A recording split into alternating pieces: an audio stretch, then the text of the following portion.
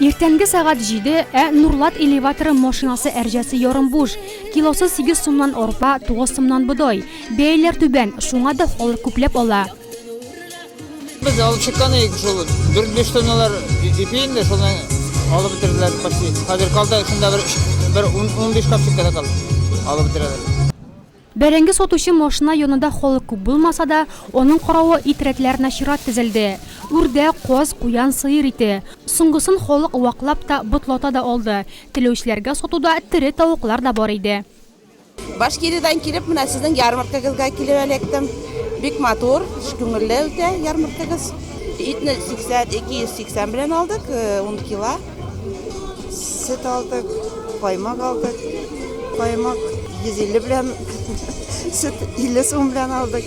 Сөтнең кибеттә 900 граммы 40 сумнан була, монда литр ярымны алдык без 50 сумга. Авыл сөте бит инде.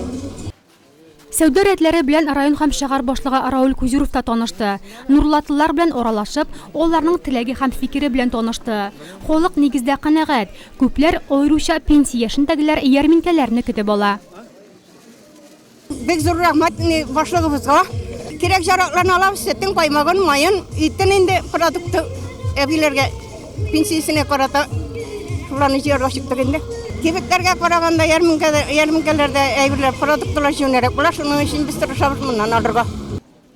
Балык кайнатмалар, сөт продукциясе, шикәр кымы бол. Ярминкәләр авыл кешесенә арадашчыларсыз сәүдә итү мөмкинлеге булса, сатып алучы өчен түбән бәяләр.